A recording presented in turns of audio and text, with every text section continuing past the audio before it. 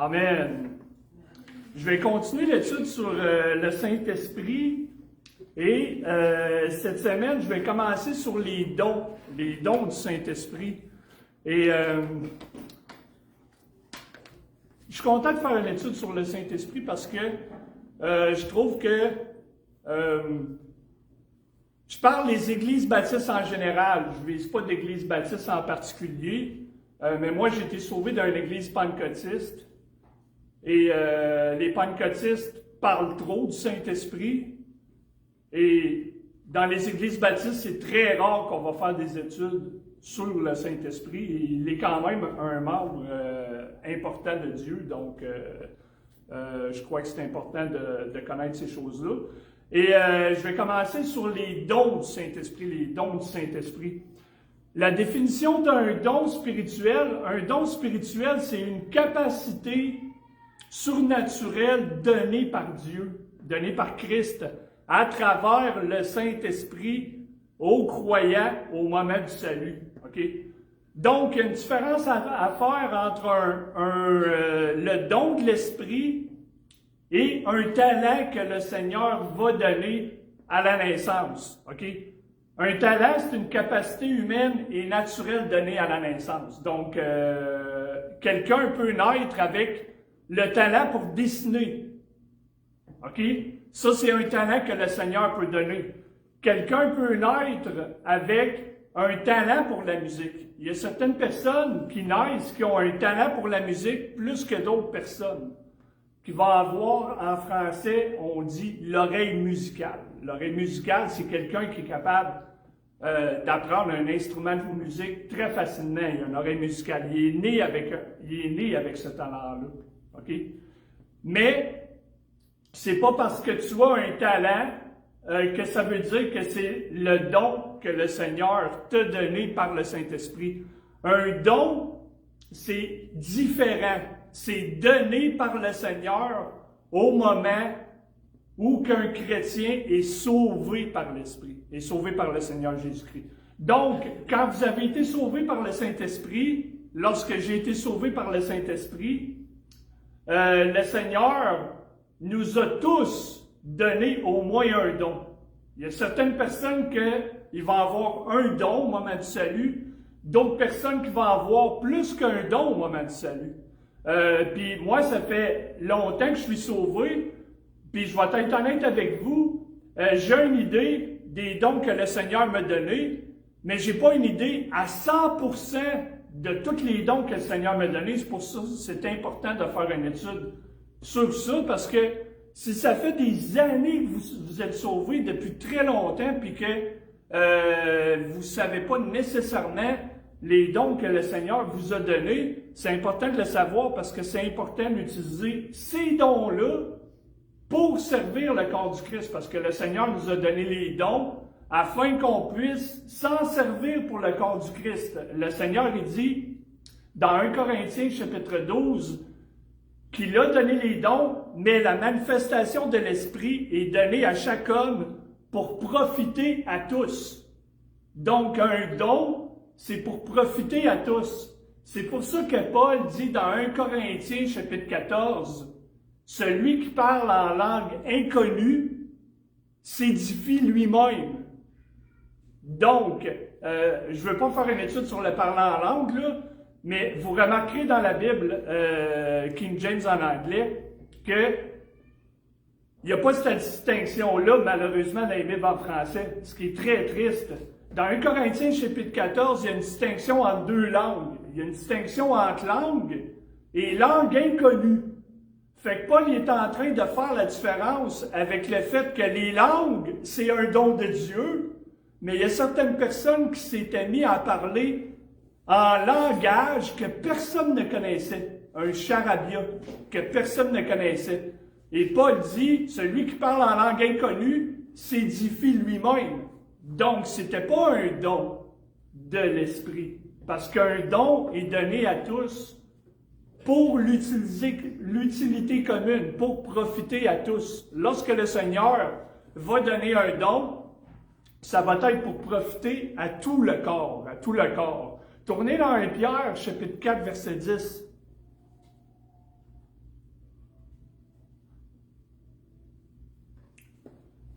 Donc, je vous en ai parlé, là, mais c'est important qu'on voit ce que la parole de Dieu dit à ce sujet-là. Chaque croyant possède au moins un don. Chaque croyant possède au moins un don. Ça, c'est comme la parabole. C'est comme la parabole du talent. 1 Pierre, chapitre 4, verset 10. 1 Pierre, chapitre 4, verset 10. Ça, c'est comme la parabole du talent. OK? Le Seigneur va donner à une personne 1, à l'autre 5, à l'autre 10. Il ne donne pas nécessairement le même nombre à tous. C'est la même chose avec les dons de l'Esprit. Et, pas cette semaine, mais probablement la semaine prochaine, je vais tout vous énumérer les dons de l'Esprit qu'il y a dans la Bible. OK? Mais chaque personne, dans 1 Pierre, chapitre 4, verset 10, je vais vous le lire. « Comme chaque homme a reçu le don, oui, certainement, rendez-vous service l'un à l'autre, comme de bons intendants de la multiple grâce de Dieu. » Donc, le Seigneur, il nous dit, chaque homme a reçu le don. Il y a certaines personnes qui ont reçu un don, il y a d'autres personnes qui vont recevoir plus qu'un don. Pourquoi qu'il nous a donné le don? Ben, Paul, il explique après et il dit, oui, certainement, rendez-vous service l'un à l'autre, en voulant dire, vous avez reçu un don, maintenant que vous avez le don, un don, ou plusieurs dons, ben rendez-vous service l'un à l'autre. Gardez pas le don pour vous. Faites pas comme la personne, Pasteur Georges parlait de ça un matin, faites pas comme la personne qui a reçu le talent ou la livre, puis qui l'a caché, puis lorsque le Seigneur revient, il dit, qu'est-ce que tu as fait avec ton talent et ta livre? Il dit, je l'ai caché.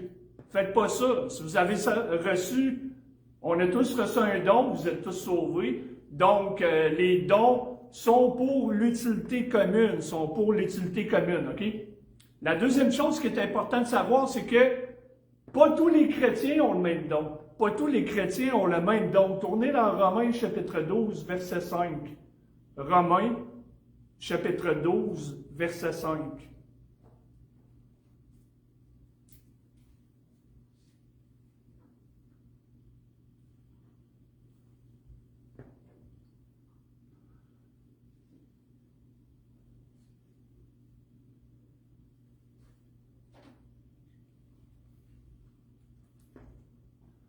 Dans Romains chapitre 12, verset 5, la parole de Dieu dit, « Ainsi nous, étant nombreux, sommes un seul corps en Christ, et chacun des membres le sont l'un de l'autre. » Verset 6, « Ayant donc des dons différents selon la grâce qui nous est donnée, soit la prophétie, prophétisons, soit la proportion de la foi, ou le ministère, employons-nous à notre ministère, soit celui qui enseigne à enseigner, ou celui qui exhorte à l'exhortation, celui qui donne, qu'il le fasse avec simplicité, celui qui dirige avec assiduité, celui qui montre miséricorde avec bonne humeur. Donc le verset 6 est clair, pas tous les chrétiens ont reçu le même don. Le verset 6 nous dit, ayant donc des dons différents selon la grâce qui nous est donnée. Merci, gloire à Dieu qu'on n'a pas tous reçu les mêmes dons. Pouvez-vous vous imaginer si le corps du Christ, chacun des membres dans le corps du Christ, aurait reçu le même don? On aurait un corps complètement débalancé. Dans le corps du Christ, il y a des orteils, il y a des pieds, il y a des bras, il y a des jambes, il y a des oreilles. Donc, tous les membres sont différents. Parce que tous les membres sont différents, c'est pour ça qu'il y a plusieurs dons dans le corps du Christ. Et si chacun mettait en pratique son don ou ses dons qu'il a reçus pour l'utilité commune, on aurait un corps du Christ qui serait fonctionnel. Le corps du Christ, présentement, il est malade, il n'est pas fonctionnel. Il est un peu comme Frankenstein. OK? Il n'est pas fonctionnel, il est comme un zombie. Il y a des parties du corps qui sont mortes, OK? Il y a des parties du corps qui ne sont pas fonctionnelles parce qu'il y a certains chrétiens qui ne sont pas en train de mettre en pratique leurs dons qu'ils ont reçus pour le Seigneur. Et ça, c'est triste, mais c'est une réalité de la vie chrétienne. Mais c'est pas parce que un chrétien n'a pas mis son don en pratique par le Seigneur que ce n'est pas le temps pour lui de se repentir. et de mettre en pratique le don qu'il a reçu pour le Seigneur. Donc, pas tous les chrétiens ont reçu les mêmes dons, comme Romains 12, chapitre 6 nous dit, OK? Chaque don est nécessaire. Tournez dans 1 Corinthiens, chapitre 12. 1 Corinthiens. Donc, pas tous les chrétiens ont reçu le même don, mais chaque don que le Seigneur nous donne est nécessaire au fonctionnement du corps du Christ. 1 Corinthiens, chapitre 12.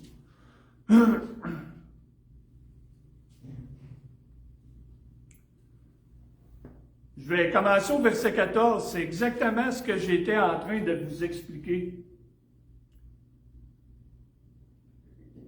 Dans 1 Corinthiens, chapitre 12, verset 14, la parole de Dieu dit, « Car le corps n'est pas formé d'un seul membre, mais de plusieurs. Si le pied disait, parce que je ne suis pas la main, je ne suis pas du corps, ne serait-il pourtant pas du corps? Et si l'oreille disait, parce que je ne suis pas l'œil, je ne suis pas du corps, ne serait-elle pourtant pas du corps?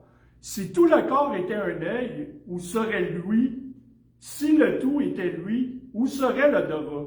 Mais maintenant, Dieu a placé chacun des membres dans le corps comme il l'a voulu. » Donc, ça ne parle pas du don dans ce passage-là, mais le parallèle, il est quand même là et il est intéressant. Dans le corps du Christ, on est tous des membres différents, comme je le disais. C'est pour cette raison que le Seigneur a donné des dons différents à chacun des membres du corps du Christ pour qu'on soit capable d'être un corps qui est fonctionnel. Et présentement, le corps n'est pas fonctionnel parce que présentement, il y a certaines personnes qui ne mettent pas leurs dons en pratique. Quand je parle du corps, je ne parle pas de l'Église ici. Je parle du corps du Christ en général dans le monde entier. Dans le monde entier. Et le corps du Christ en général dans le monde entier, il est malade. Il est malade parce que il y a des membres présentement qui ne sont pas fonctionnels. J'ai été aveugle pendant un mois. Pendant un mois, je n'étais pas capable de voir de mon œil gauche. Je fais des uvéites fréquentes. La dernière fois que j'ai fait un uvéite, ça fait environ 17 ans. Fait que je remercie le Seigneur parce que j'ai une condition à l'intérieur de moi-même qui développe des uvéites parce que je suis HLA B27 positif. Donc, j'ai un gène à l'intérieur de moi qui s'est développé en arthrite, mais j'ai pas de problème à mes os. Cette arthrite-là s'attaque à mon œil et j'ai eu 3 fois des crises d'uvite dans ma vie. Et chaque fois que j'ai eu une crise d'uvite, j'étais aveugle. J'ai été aveugle la dernière fois pendant un mois. Donc, pendant un mois, je n'étais pas capable d'utiliser aucun des deux yeux. Parce que mon uvite était dans l'œil gauche, mais parce que l'uvite était dans l'œil gauche, à chaque fois que je regardais la lumière avec l'œil droit, ça me donnait de la douleur dans mon œil droit aussi. Fait que j'étais obligé de couvrir les deux yeux. Donc, pendant un mois, j'étais aveugle. Mes yeux n'étaient pas fonctionnels. Je peux vous dire que j'ai supplié le Seigneur pour pas rester dans cette condition-là. J'ai vraiment supplié le Seigneur parce qu'on ne se rend pas compte comment que les yeux, c'est important avant de les perdre. Mais c'est justement quand on va arriver au siège du jugement de Christ, si on n'a pas utilisé nos dons pour lui, le Seigneur il va nous montrer ce qu'on aurait pu faire avec nos dons. Puis c'est là qu'on va avoir des regrets, puis c'est là qu'on va se rendre compte comment que ces dons-là auraient pu être profitables au corps du Christ, puis on s'en est pas servi. Donc, chaque don est nécessaire, OK? La possession d'un don, on a tous des dons, vous êtes tous sauvés, vous avez tous un don ou plusieurs dons. La possession d'un don ne veut pas dire que vous êtes spirituel. OK? La possession d'un don ne veut pas dire que vous êtes spirituel. Tournez dans 1 Corinthiens chapitre 1. Donc, c'est pas parce qu'on a un don de Dieu que ça veut dire qu'on est spirituel.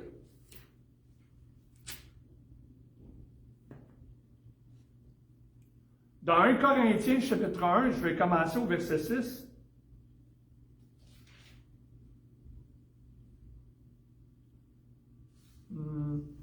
J'ai-tu le bon passage? Non, OK. 1 Corinthiens, chapitre 1. Oui, OK. Selon que le témoignage de Christ a été confirmé en vous, de sorte qu'il ne vous manque aucun don, en attendant la venue de notre Seigneur Jésus-Christ. Paul est en train de s'adresser à l'église de Corinthe. On sait que l'église de Corinthe est une église charnelle. Vous êtes d'accord là-dessus? L'église de Corinthe, c'est une église charnelle. Pourtant, au verset 7, Paul affirme à l'église de Corinthe de sorte qu'il ne vous manque aucun don. Dans l'église de Corinthe, tous les dons de Dieu étaient présents. Donc, ça ne veut pas dire que parce qu'une église est remplie des dons de Dieu, OK, que c'est pas une église charnelle. Fait que tu peux mettre en pratique ton don. Ça ne veut pas dire que c'est parce que tu mets en pratique ton don que tu as un don de Dieu, et on a tous un don donné par le Seigneur Jésus-Christ. Ça ne veut pas dire qu'on n'est pas charnel. Donc, tu peux avoir un don, tu peux même mettre en pratique ce don-là et être quand même charnel et non spirituel. Tournez dans 1 Timothée chapitre 4.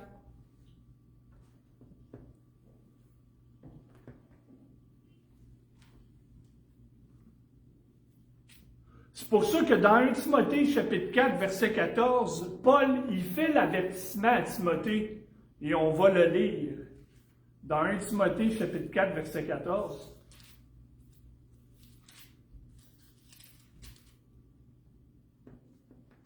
« 1 Timothée, chapitre 4, verset 14.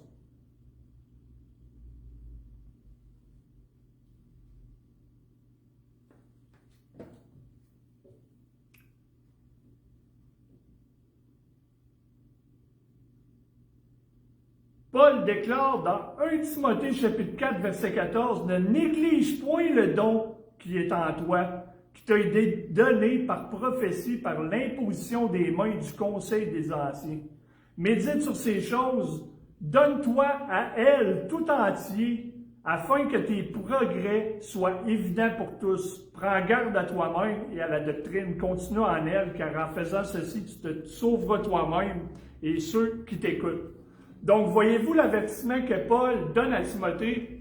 Il dit, néglige pas le don qui est en toi. Parce que si tu négliges le don qui est en toi, tu vas finir par te perdre. Si tu ne négliges pas le don qui est en toi, Paul dit, tu vas te sauver toi-même. C'est pas sauver dans le sens que Timothée va perdre son salut. C'est plutôt que le fait que Timothée va perdre la face. Perdre la face, ça veut dire que, je vous donne un exemple, OK?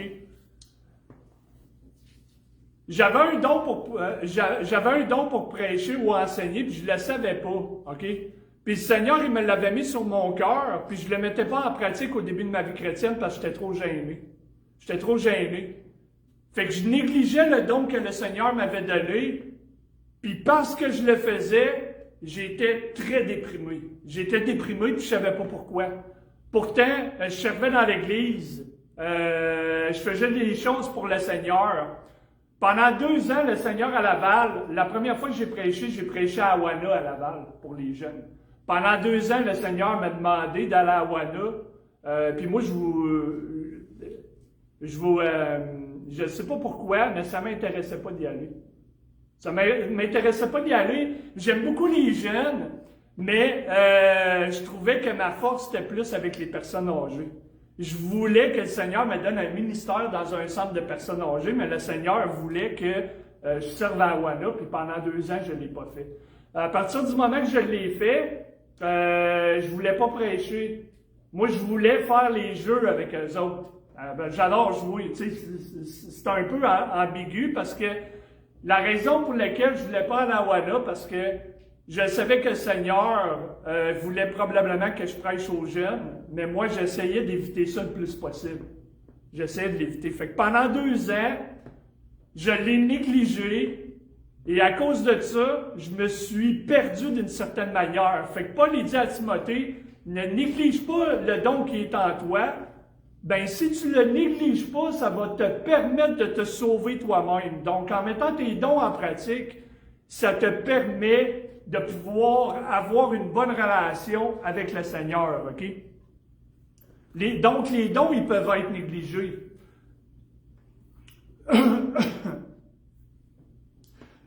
Les dons, je ne vais pas passer la liste au complet, mais si vous voulez les prendre en note, mais on va les voir probablement la semaine prochaine. La liste des dons sont dans 4 passages différents. Sont dans 1 Corinthiens chapitre 12, la liste de tous les dons. 1 Corinthiens chapitre 12. Mais la semaine prochaine, on va les passer en revue. Romains chapitre 12. Éphésiens chapitre 4, versets 4 à 13. Puis 1 Pierre, chapitre 4, versets 4 à 10. Ça, c'est la liste de tous les dons qu'un chrétien peut avoir dans la parole de Dieu. Il y en a quand même beaucoup. Quand tu regardes les dons un par un, j'ai été moi-même été surpris la première fois que j'ai fait cette étude-là. Il y a certaines choses, comme le don de l'hospitalité, je ne pensais pas que c'était un don donné par le Seigneur. Il y a certaines personnes qui sont nées, puis qui sont... il y a certaines personnes qui ne sont pas sauvées, puis qui ont le talent d'hospitalité. Ils ont un talent d'aller vers les gens, puis ils ont un talent d'être gentils envers les gens. Mais c'est un don que le Seigneur a donné aussi, qu'il a donné envers le corps du Christ. Et c'est vrai qu'il y a certaines personnes qui ont plus d'hospitalité que d'autres personnes, parce que c'est un don. C'est un don. Fait que des fois, on peut regarder quelqu'un qui a moins d'hospitalité qu'une autre personne, puis d'une certaine manière critiquer, mais c'est un don que le Seigneur a donné aussi. Fait que c'est normal que certaines personnes, que ça soit plus leur ministère, parce que c'est un don que le Seigneur a donné. Par contre, il n'y a rien qui empêche d'essayer d'être hospitalier envers les gens. OK? Ça ne veut pas dire que parce que tu n'as pas le don nécessairement que ça va t'empêcher d'essayer d'être hospitalier envers les gens. Mais quelqu'un qui a ce don-là, ça peut être super pratique. Moi, je connais quelqu'un aux États-Unis, lorsque je suis allé aux États-Unis pour visiter les églises. J'ai prêché dans quelques églises à Alabama. Il y a une personne qui m'a, durant tout le temps que j'étais là, j'ai couché chez cette personne-là. On ne se connaît pas vraiment beaucoup. OK? Puis il me faisait confiance, il n'avait pas peur que je voie ces choses et tout ça. Donc, lui en a fait un ministère. Il a fait son 2e étage pour pouvoir inviter des missionnaires chez lui quand ils vont visiter aux États-Unis. Il en a fait un ministère. Donc, la possession d'un don spirituel, comment tu fais pour savoir c'est quoi ton don? Donc, comment faire pour trouver le don qu'on a? Je vais vous donner quelques indications par rapport à ça.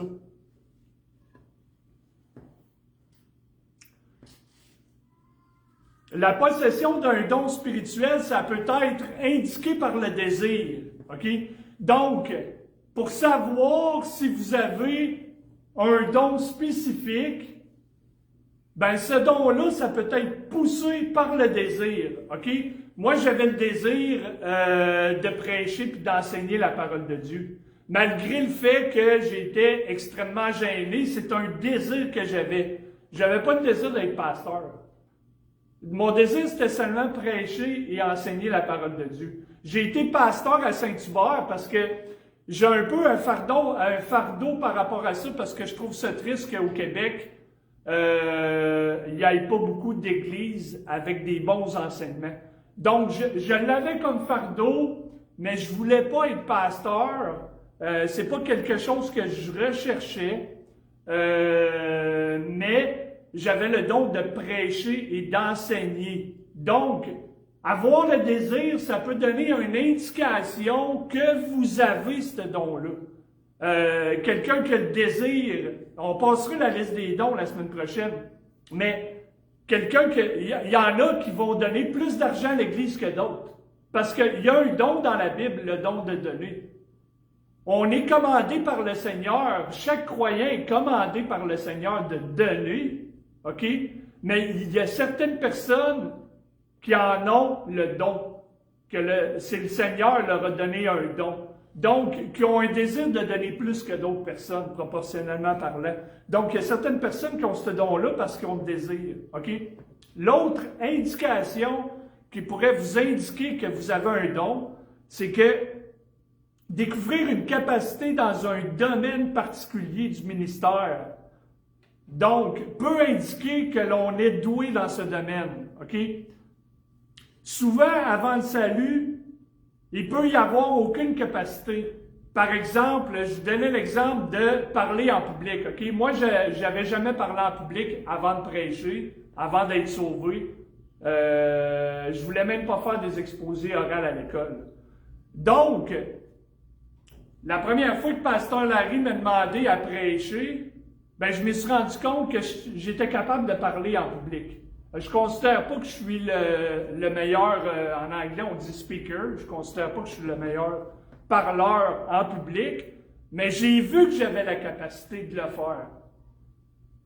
Ça, je ne le savais pas avant d'être sauvé parce que j'avais jamais parlé en public. Donc, si tu découvres que tu as une capacité particulière dans un domaine particulier de la vie chrétienne, c'est probablement parce que le Seigneur t'a donné ce don-là. L'autre indice qui va vous indiquer que peut-être que vous avez un don, c'est que un don va être souvent accompagné d'une bénédiction. Un don va être souvent accompagné d'une bénédiction. Quand vous allez mettre en pratique votre don, vous allez remarquer que les chrétiens vont être bénis à travers votre don que vous êtes en train de mettre en pratique. Donc, si vous donnez, ou si vous invitez des gens, ou si vous évangélisez quelqu'un, ou si vous enseignez la parole de Dieu, ça peut être n'importe quel don, ou si vous exhortez, parce qu'il y a le don d'exhorter, le don d'encourager. Si quelqu'un reçoit une bénédiction à travers le don que vous avez mis en pratique, ça peut être une indication que le Seigneur vous a donné ce don-là. OK? Puis l'autre chose qui pourrait vous aider par rapport au don, c'est de demander à Dieu, quel don tu m'as donné? Salomon, il le fait avec la sagesse. Salomon, il l'a fait avec la sagesse. Il a demandé à Dieu, il dit, Dieu, tu pourrais-tu me donner de la sagesse? Puis le Seigneur a répondu à la prière de Salomon. Donc, si vous n'êtes pas certain, vous pouvez aussi demander à Dieu une confirmation par rapport à votre don. Non seulement vous pouvez demander à Dieu, qui est la meilleure personne à qui demander, évidemment, vous pouvez aussi demander à des chrétiens qui sont mûrs dans l'Église, que ça fait longtemps qu'ils vous connaissent. OK? Quel don vous pensez que le Seigneur m'a donné?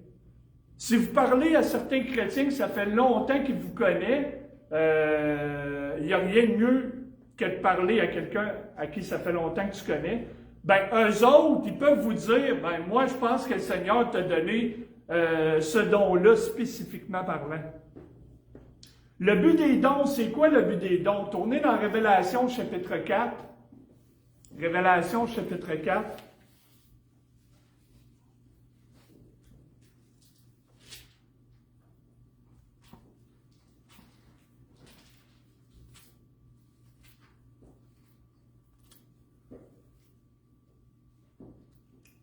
Le but des dons. Premièrement, le but d'un don, on l'a vu dans 1 Corinthiens chapitre 12, c'est pour l'utilité commune, c'est pour servir le corps du Christ.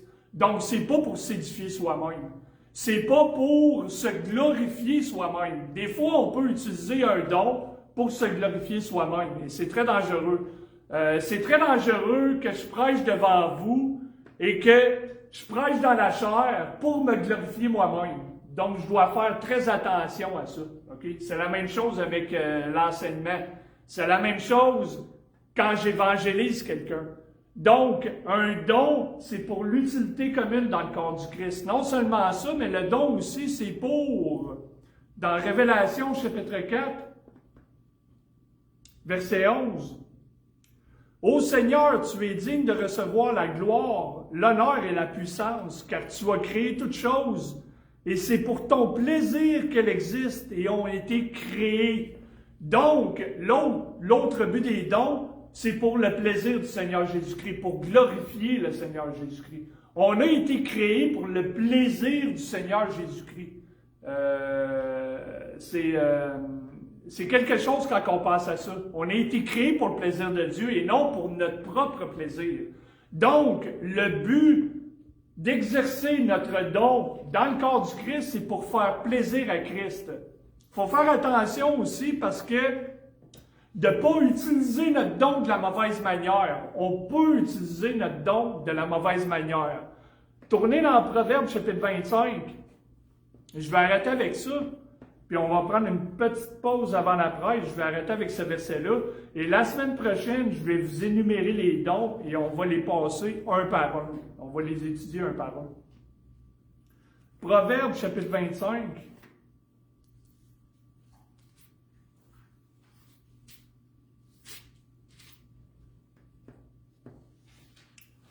C'est dangereux de ne pas utiliser son don de la bonne manière.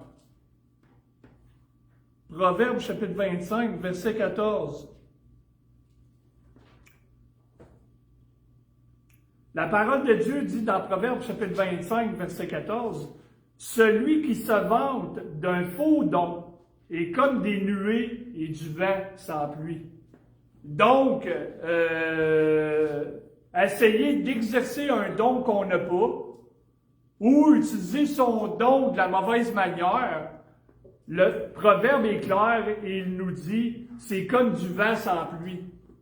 C'est comme du vent sans pluie. Donc, ça ne portera pas les fruits que c'est supposé porter. Et on voit ça dans le corps du Christ présentement. On voit ça, des gens qui utilisent leurs dons, qui utilisent certains dons puis qui n'ont probablement pas ces dons-là, okay, qui sont en train d'enseigner des fausses choses au corps du Christ. Ou tu peux avoir un don puis l'utiliser de la mauvaise manière aussi. Okay? La parole de Dieu, c'est comme un épée. Mais si avec ton épée, tu essaies toujours de trancher la tête des gens, ben tu utilises ton don de la mauvaise manière. Puis ça, c'est dangereux. Ça, c'est dangereux à faire. On va arrêter là, on va prendre une petite pause, puis on va revenir pour la prêche.